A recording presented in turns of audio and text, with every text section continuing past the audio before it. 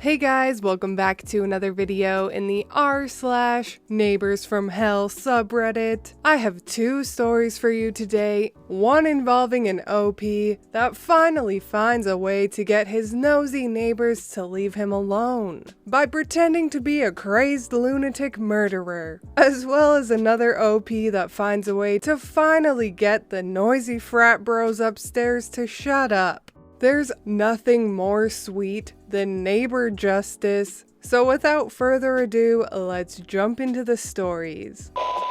How I handled a neighbor from hell. Year: early to mid 2007. This is how I handled my problem neighbor. Throughout my entire adulthood, I've owned my own home except for a 2-year period when my son was born, and shortly after until we bought another house. During my time as a renter in a bigger town, I had very rude neighbors. Middle 50s couple, fairly well-to-do, who would spy and sneer and stare constantly. Their adult children and grandkids did it too. They would stare, and once they saw you looking back, they would slowly shake their heads before turning away. They lived to my immediate right. If you so much as coughed outside, they literally seek you out to stare at you for a minute, mutter something under their breath, then shake their head and turn away. 3 months of this, and I had enough of it. Mind you, I'm quite big, 6'4.5", 295 pounds, and very imposing, and had a long biker beard at the time, and my size didn't seem to intimidate them at first. So I decided it would have to be all mental. Since they were always so pissy, I decided the best attack was kindness. Mind you, over-the-top kindness. Whenever I saw either of them looking at me, or both at the same time for that matter, I would walk/run right towards them with a loud jovial, "Hi!" Get very close to them and forcefully initiate small talk. The moment they would try to respond, I would cut them right off and talk over them. Everything they said I would laugh extremely loud at before they were even finished talking, to the point where they would start backing up and I would wave my arms around and act like an idiot. This was an almost daily occurrence for a couple weeks. They seemed to give me more space and weren't outside staring at me nearly as often after that, until one day a close friend drove by while I was in my front yard. It took me a second to realize it was him because he wasn't in his own car. It was a rental because his was in the shop. The neighbors were on their front porch at the time. He beeped the horn and I looked and saw it was him.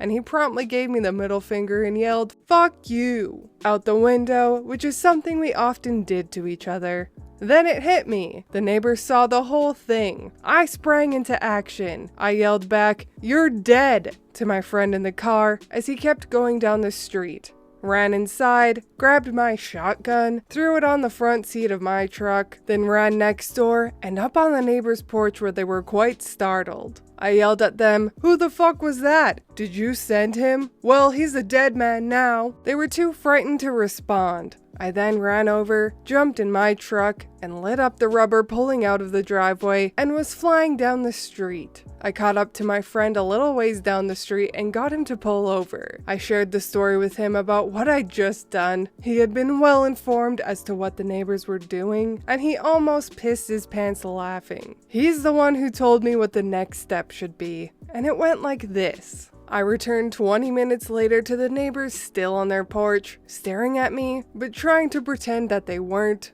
and I pretended I didn't notice them. I went inside, got a large beach towel, and went outside with it. Knowing they were watching me, I pulled the shotgun out of the truck and started wiping it down with the towel. After clumsily and purposely looking over both shoulders in a fake attempt to check if anyone was watching, I wrapped the gun in the towel and ran around to the back of the house. I brought the shotgun inside and put it away quickly. I grabbed one of my baseball bats and wrapped it in the towel and went into the backyard. I very loudly opened the shed and got a shovel, making quite a racket the whole time. I could see when I came out that they were looking at me from the upstairs window in their house to see what I was doing. I dug a small hole and threw the towel-wrapped bat in the hole and promptly buried it. The neighbors never spoke to me or stared at me again.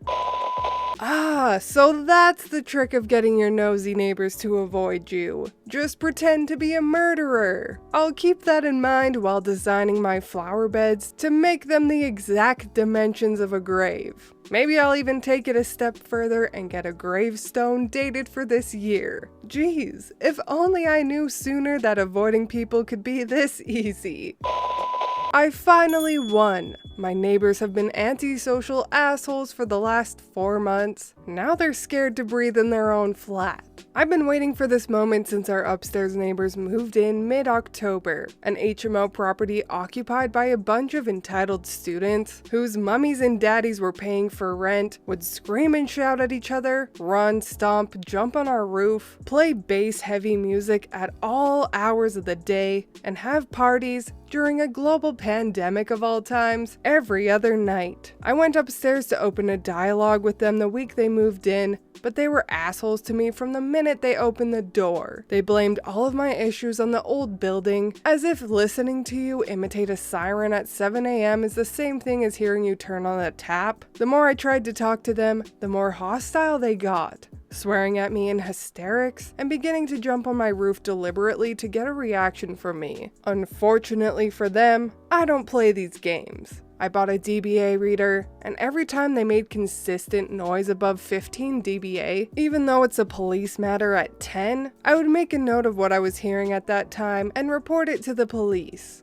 I contacted my landlord and had emails on record detailing that my neighbor's landlord had been made aware of their tenants' antisocial behavior.